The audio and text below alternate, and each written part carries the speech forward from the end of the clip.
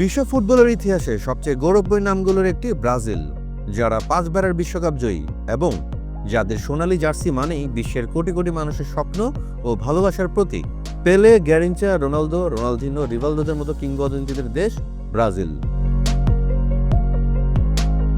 কিন্তু 21 শতকে এসে ব্রাজিলের বিশ্বকাপ সফলতা কিছুটা কমে গেছে। 2002 সালে সর্বশেষ বিশ্বকাপ জয়, এরপর 2014 সালে ঘরের মাঠেই জার্মানির কাছে 7-1 গোলের হার যেন আজও ব্রাজিলিয়ানদের স্মৃতিতে গভীরভাবে লেগে আছে। পরের বিশ্বকাপগুলোতেও আগের মতো শাসন করতে পারেনি সেলেসাওরা। এখন 2026 বিশ্বকাপের আগে ভক্তদের মুখে একটাই প্রশ্ন, এই ঐতিহ্যবাহী দলটিতে কারা খেলবেন? কোন খেলোয়াড়রা বিশ্বের সেরা মঞ্চে ব্রাজিলের গৌরব ফিরিয়ে আনতে পারেন? আনচেলত্তি কাদের দিবেন সেই সুযোগ? আজকের এই ভিডিওতে আমরা বিস্তারিত আলোচনা করব ব্রাজিলের সম্ভাব্য স্কোয়াড, তাদের শক্তি, দুর্বলতা এবং ভবিষ্যতের আশা নিয়ে।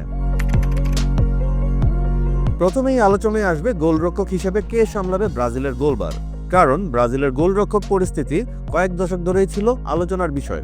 বর্তমান সময়ের অন্যতম সেরা গোলরক্ষক এলিসন বেকার লিভারপুলের হয়ে অসাধারণ পারফরমেন্স করছেন, বিশ্বকাপের মঞ্চেও তিনি খেলেছেন। অন্যদিকে ম্যানচেস্টার সিটির এডারসন মোরায়েসও সেরা আধুনিক গোলরক্ষকদের একজন। একদিকে খেলার সময় বল হাতে তার দক্ষতা দলের ডিফেন্সকে ভরসা যোগায়, আর অন্যদিকে তার বল ডেলিভারিও খেলার গতি বাড়ায়। এছাড়াও দলে সুযোগ পাওয়ার জন্য ব্যাকআপ হিসেবে আছেন আল নাসেরের বেন্টো, করিন্থিয়াসের হুগো সুজা এবং পালমেরাসের ওয়েভারটন। তবে শুরু থেকে ম্যাচ খেলবেন এলিসন বা এডারসনের মাঝে কেউ, এটা মোটামুটি নিশ্চিতভাবেই বলা যায়।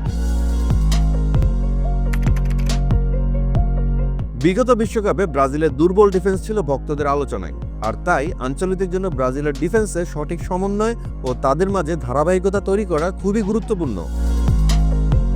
বর্তমানে ব্রাজিলের ডিফেন্সে অন্যতম প্রধান নাম মার্কুইনোস, পিএসজির এই সেন্টার ডিফেন্ডার, যিনি একজন পিওর লিডার বর্তমান ক্লাবে। একই সঙ্গে তিনি মাঠে অভিজ্ঞতা ও আস্থা নিয়ে দলের ডিফেন্স সামলান। লিলের আলেক্সান্দ্রো যদি মার্কুইনোসের সঙ্গে জুটি করেন, তবে সেটা একটা শক্তিশালী ডিফেন্স হতে পারে ব্রাজিলের জন্য। এই দলে রাইট ব্যাক হিসেবে থাকতে পারেন মোনাকোর ভ্যান্ডারসন, যিনি গত মৌসুমে লিগ 1-এ অসাধারণ খেলেছেন। এছাড়া লেফট ব্যাক হিসেবে থাকতে পারেন সাবেক জুভেন্টাস তারকা অ্যালেক্সান্দ্রো। তার ব্যাকআপ হিসেবে থাকতে পারেন ইন্টার মিলানের কার্লোস আগস্তো। তবে তাদেরকে অবশ্যই চ্যালেঞ্জ জানাবে আর্সেনালের হয়ে ফর্মের তুঙ্গে থাকা গ্যাব্রিয়েল ম্যাগালয়েস। এর পাশাপাশি নটিংহ্যাম ফরেস্টের মুরিলো, জুভেন্টাসের ব্রেমাররাও চ্যালেঞ্জ জানাবেন। এছাড়াও পিএসজির লুকাস বেরালডো, ফ্লেমিঙ্গোর লিও অর্টিস, বুরুশিয়া ডর্টমুন্ডের ইয়ান কোতো, বোটাফোগোর অ্যালেক্স টেলেস, ফ্লেমিঙ্গোর ড্যানিলো, অ্যাথলেটিকো মিনেইরোর এরানাও, এরা সবাই চাইবে মূল একাদশে সুযোগ পেয়ে ব্রাজিলকে প্রতিনিধিত্ব করতে। যাদের মাঝে সমন্বয় করে খেলানোটাই হবে আনচেলত্তির মূল চ্যালেঞ্জ।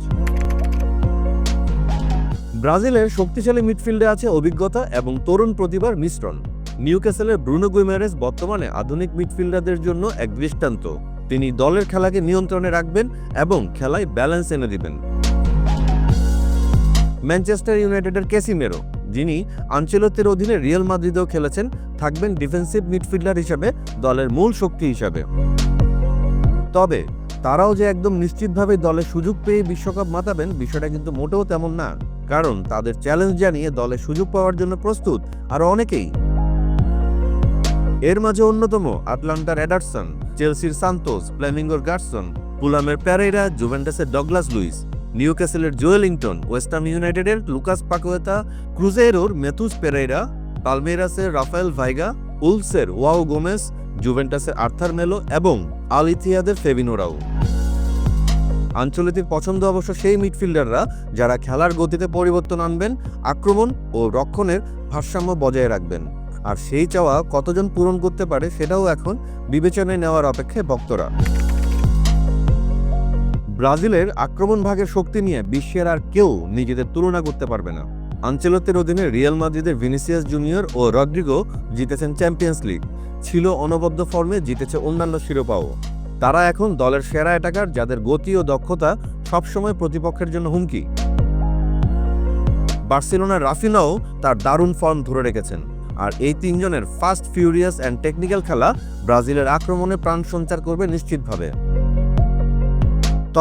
তবে এখানেই কিন্তু শেষ না ব্রাজিলের আক্রমণ ভাগের শক্তি। কারণ এখনও তো আমরা নেইমারকে নিয়েই আলোচনা করি নাই। সাম্প্রতিক সময়ে যিনি আবার জানান দিচ্ছেন ফর্মে ফেরার ইঙ্গিত, তিনি যদি সত্যিই ফিরে আসেন তবে তাকে বাদ দেওয়াটা যে কোনো কোচের জন্য টাফ জব টু ডু। কারণ ফুল ফিটনেস নিয়ে খেলা নেইমার যে কোনো দলের বিপক্ষে ব্রাজিলের আক্রমণ ভাগের মূর্ত প্রতীক হবেন। তার অভিজ্ঞতা ও ক্যারিশমা যে কোনো ম্যাচের রং বদলে দিতে পারে, আর বিশ্বকাপের মতো মঞ্চে সেই অভিজ্ঞতা খুবই গুরুত্বপূর্ণ। বিশ্বাস না হলে গত বিশ্বকাপে মেসির অভিজ্ঞতা ও পারফরমেন্স নিয়েও ভাবতে পারেন। তবে ব্রাজিলের আক্রমণ ভাগের শক্তি কিন্তু এখানেই শেষ না। ম্যানচেস্টার ইউনাইটেডের ম্যাথিউস কুনহা, চেলসির এস্তেভো উইলিয়ান, টটেনহামের রিচার্লিসন, রিয়াল মাদ্রিদের এনরিক, পেড্রো, বোর্নমাউথের ইভানিউসন, আর্সেনালের জেসুস, ম্যানচেস্টার সিটির সেভিনো, আর্সেনালের মার্টিনেলি, বোটাফেগোর আইগর জেসুস, পালমেরাসের পাউলিনহো, জেনিতের লুইস এনরিকে, পোর্তোর পেপে, সাও পাওলোর লুকাস মোরা, ফায়ানোর্দের আইগর পিকজাও ও ম্যানচেস্টার ইউনাইটেডের অ্যান্টোনিও। বিশ্বকাপের মূল একাদশের ঘোষণার আগ পর্যন্ত এরা সবাই নিজেদের সর্বোচ্চ উজাড় করে দিয়ে দলে জায়গা পেতে চাইবেই, তাতে কোনো কারো সন্দেহ নেই। আর এটা আঞ্চলিকদের জন্য মধুর এক সমস্যা, কারণ ব্রাজিলের আক্রমণ ভাগের খেলোয়াড়রাই বিশ্বের বিভিন্ন বড় ক্লাবে মূল খেলোয়াড় হয়ে থাকে, আর তাদের মাঝে নিজের পছন্দের ফরমেশন অনুযায়ী 2 থেকে 3 জন খেলোয়াড়কে মাঠে খেলানো খুবই চ্যালেঞ্জিং একটা বিষয়। তবে এই চ্যালেঞ্জটা নিয়েই এগুতে হবে আঞ্চলিককে। আসুন এবার একটু দেখি আঞ্চলিক যদি তার 4-2-3-1 ফরমেশনে দল সাজায় তবে কেমন হতে পারে সেই একাদশ। অবশ্যই গোলরক্ষক হিসেবে এখানে থাকতে পারেন এলিসন, ডিফেন্সে রাইট ব্যাক হিসেবে থাকতে পারেন ভ্যান্ডারসন, লেফট ব্যাক হিসেবে আলেক্সান্দ্রো, 2 সেন্টার ব্যাক হিসেবে থাকতে পারেন মার্কুইনোস ও আলেক্সান্দ্রো, মিডফিল্ডে ব্রুনো গুইমারেস ও ক্যাসিমেরো।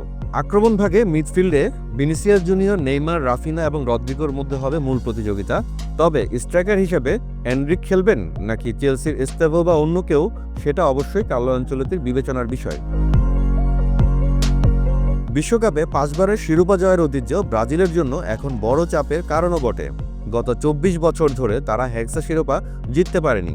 এই শূন্যতা ভাঙা ব্রাজিলিয়ান ফুটবলের জন্য এখন সবচেয়ে বড় লক্ষ্য। কার্লো আনচেলত্তির মতো বিশ্বমানের কোচ থাকায় দলটির আশা অনেক। তার অভিজ্ঞতা, স্ট্র্যাটেজি এবং খেলোয়াড়দের মানসিকতা গড়ে তোলার দক্ষতা দলের জন্য আশার আলো। কিন্তু চ্যালেঞ্জও কম নয়। ডিফেন্সে ধারাবাহিকতার অভাব, গুরুতর ইনজুরি সমস্যা এবং প্রত্যাশার ভার মূল চ্যালেঞ্জ হিসেবে দেখা দিবে। বিশ্বকাপে ফ্রান্স, আর্জেন্টিনা, স্পেন, জার্মানি সহ অন্যান্য প্রতিপক্ষ যেমন শক্তিশালী, ঠিক তেমনি প্রতিটি ম্যাচের চাপও ভিন্ন রকমের। আর তাই সেলেসাওদের শুধু সফলতার জন্য নয়, বরং ঐতিহ্যের মান রক্ষার জন্য কঠোর পরিশ্রম করতে হবে। আনচেলত্তির নিয়োগের পর থেকেই ব্রাজিলিয়ান ফুটবল প্রেমীরা 2026 বিশ্বকাপে নতুন স্বপ্ন দেখছেন।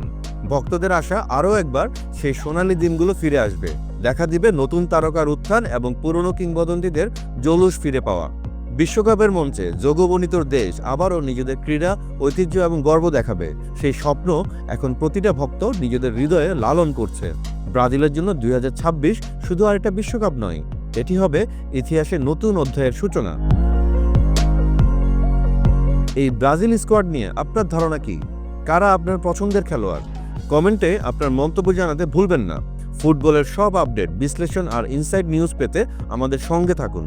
সাবস্ক্রাইব করুন ও শেয়ার করুন ভিডিওটি। ফেসবুক, ইনস্টাগ্রাম আর টিকটকেও যুক্ত থাকুন বাংলা ফ্লোয়ের সঙ্গে।